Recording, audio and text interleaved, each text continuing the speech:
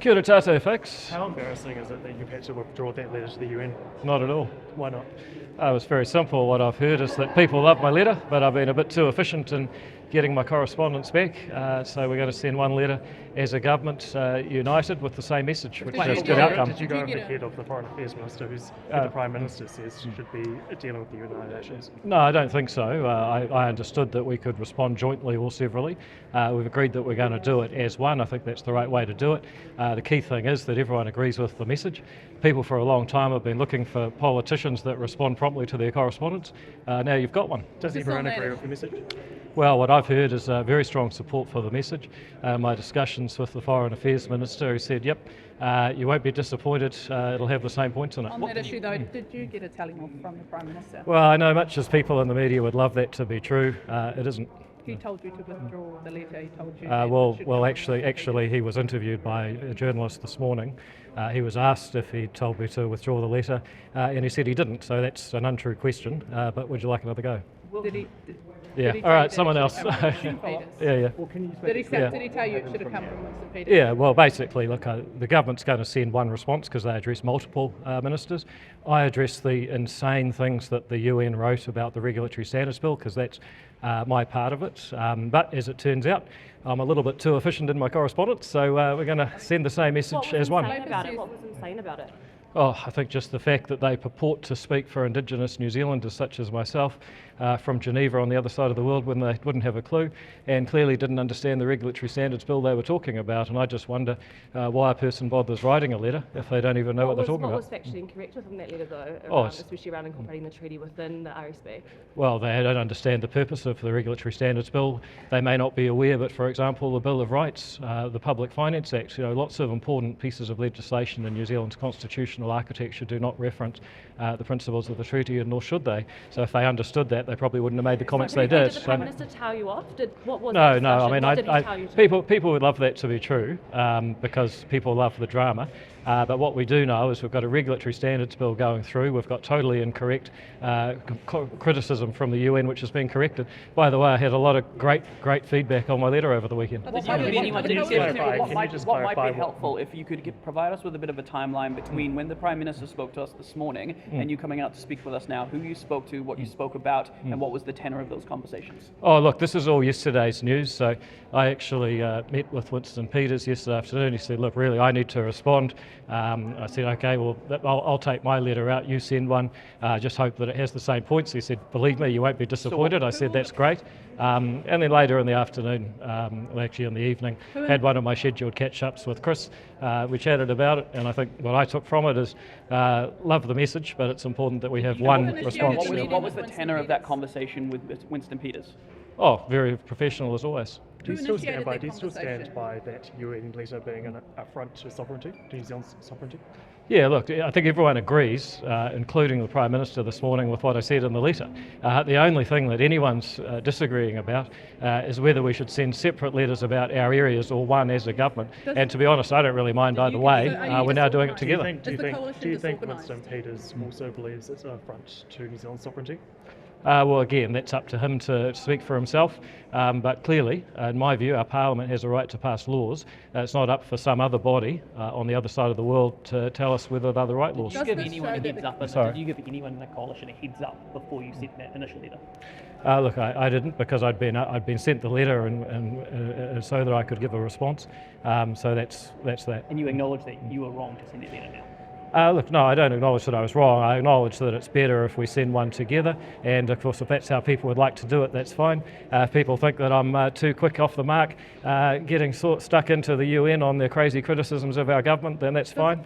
I don't think it makes a big difference, because we all agree the UN's criticisms are crazy. Does it show that the coalition is disorganised? Much as you'd love that to be the case, no, it doesn't. Well, it is the case because the Prime Minister's had to haul you into line and say well, no, again, that's the story story that you'd love to tell, Mikey, but it's actually Isn't not that based what in you told fact. you? That's what No, you told journalists. no, it's not. No, it's not based in fact at all. He's told you Mikey, just a second ago, you actually said that he'd said the opposite of what he said.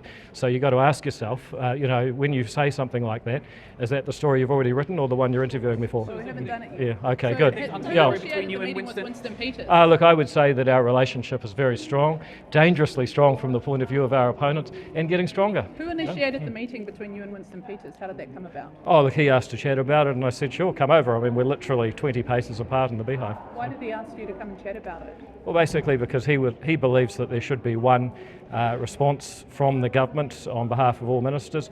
I think that's absolutely a fine way to do it. If he'd like to do it that way, as long as we're on the same message in terms of the substance which he agrees with, then who cares? So Peters called you into his office.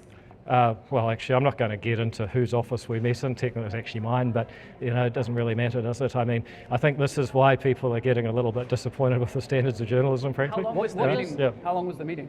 Oh, I didn't have a stopwatch. I reckon probably 5 or 10 minutes. Does it not look messy though that you can't organise who's the right person to send a letter to the UN though? Well, not really. I mean, I don't think it makes a big difference to New Zealanders at the end of the day. The substance matters. The fact we're getting stuck into red tape and regulation, that Labour matters. says it makes New The fact, Zealand look embarrassing on the international stage. well, Labour would know a lot about embarrassing New Zealand on the international stage, wouldn't they? Does it not add to New Zealand's reputation? If one government minister puts in one letter, then has to withdraw it, and another minister then has to put in another letter?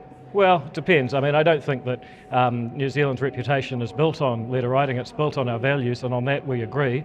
The criticisms of the regulatory standards bill were crazy. I think the Prime Minister called it bunkum, and we're passing a regulatory standards bill because Kiwis are sick of red tape and regulation, and it's our right to elect a parliament to make our laws. It's not actually the UN's job to criticise us. What does withdrawing the letter look like in practice? Are you going to send an email and say, disregard that, please? Yeah, you'll get Recall it. I'm not sure it'll involve a recall email. I suspect it would just say to them, look, you received this letter, don't worry about that one, you're going to get another one on behalf of myself and other ministers that you wrote about, and look forward to it. And I tell you what, I'm looking forward to seeing the letter too. You're out of your depth on the Hey, international no worries stage. guys, we'll catch you later. Yes. Okay.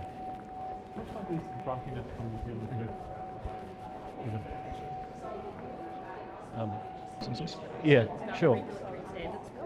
Please do. Yep. So the Prime Minister yesterday at Postcamp kind of repeated his comments around, the select committee process being an opportunity to improve or change the bill, but he won't specify exactly what improvements or changes he's looking for or expecting. Do you have any clarity on that, or what he's referring to? Look, I'm currently in the process of consulting post-select committee hearings, and once I get their feedback, I'll process it. But I think we're at the stage where we agreed to introduce a bill. We're largely there. I think a few interesting things came out of the select committee. There'll be a few, but they're actually so boring that I wouldn't want you won't get any clicks if you report them. Put it that way. I mean, not so worried about the clicks, more worried about the specifics of the substance. Sorry, I know. Okay. So just wondering, are you open then to having some changes? Because there's been discussion around whether the coalition commitment is to pass the bill as introduced or a bill. Well, what you've got to remember is we've already made quite significant changes. I mean, the original bill had the courts as the adjudicator of whether regulatory impact statements or consistency accountability statements have been correctly done. We're not doing that now because, frankly, the relationship between the branches of government has shifted over the 10 or actually 15 years since the bill was drafted. There are changes we're prepared to make. But there's others that are really critical. Those principles are good, solid principles, most, in fact, all of which can be found in the current legislative advisory guidelines. So, there's some things that are critical. There's other things we say, actually, that's not a bad suggestion. So you're not willing to change on those specific principles, but maybe some other practical changes around how the law works, you would be? Yeah, we've already done that, and we'll continue to. I mean, it's like any other bill, right? Like, very few bills go into the first reading and come out the other end the same. I mean, there's almost always something you didn't think of, and that's why our system of government is so good, And would you expect that those changes would happen through, amendments that the government puts up it during, the select committee process still, or during the committee of the whole house? What would we expect, or should we just wait for the report to come back from the select committee? And the Well, look, there'll be a departmental report. The select committee might respond to that and make changes. That's of course up to the select committee. Subsequent to that, the government could choose to introduce an amendment paper if it felt that it was the best thing to do in the committee of the whole stage. And those are the two standard ways of doing it. And so the discussion around potentially walking away from a coalition if the regulatory standards bill isn't passed, could you be really clear about kind of what that bottom line is, exactly what can't change, what could change to make you stay in the coalition versus leave it? Well, you never play poker with your cards on the table, but I'll just make it really clear. This is a long-term project. It's based in 20 years of work by very, very smart people, much smarter than me, and it's a black and white commitment in the coalition agreement. So, that's where we stand. And I just say, look, if we got to change the relationship between the government and the citizen when it comes to regulation, because there's too much red tape and regulation. It's killing our culture. All right, thank you very much. Oh, sorry. Sorry, have you been asked about offal mints? Offal mints. It's for school lunches. I love the variety of this job. It's very exciting. The School Lunch Collective has started using a cheaper offal mints blend, which has raised compliance questions. The supplier, headed by Compass Group, updated its website to disclose the use of beef, trim and heart only after Business Desk made inquiries late last week. Do you know about this? Yeah. Well, first of all, I mean, they've got an obligation to meet food safety standards. They're doing that. They've got an obligation to serve up food that kids find attractive and want to eat. They're doing that. I think, in fact, they're doing really well if you look at the approvals they've got. If you want me to get into specific recipes and ingredients, I'm probably not the expert you need on that. I'll be happy to get more advice on how that fits with the food safety standards, which that's what matters to me, that they're fitting those. They do need to be transparent about menus. Do you think that level of detail would be important to students and families? Yeah, well, I think what you've got to remember is that under the previous scheme, which cost twice as much money, you never got anything like this level of detail. You had a whole lot of people up and down the country. If there were complaints, they were never centralised. If there were issues, they were generally local to one school, not, I suspect, swept under the carpet. Now we have a much better relationship where there's one supplier, it's central, and it all gets done. And I understand it is different, but given that Compass was also, the player in the horse meat scandal in the UK, back a decade ago, do you think that might bring up some memories for people or be a bit concerned? I think that's misleading, because if you look into that case, there was actually a widespread scandal in the UK where quite a variety of people were duped by being sold the wrong meat. Compass was a victim of that, just like many other people. I think it's a little bit unfair the way people tell the story. They sort of present Compass as having been the person that passed it off. Well, that's not what happened. Yeah. Sorry, just with your this will have to be the last one. Yes. A State of the City report about Auckland under.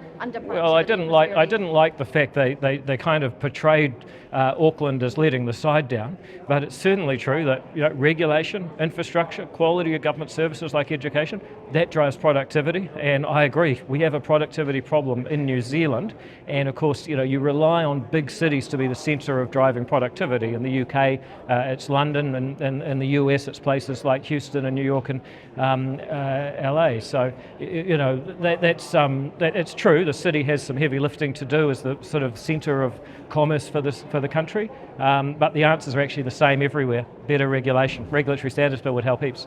Right? So okay. Very quick. I don't want to miss the prayer. You know me.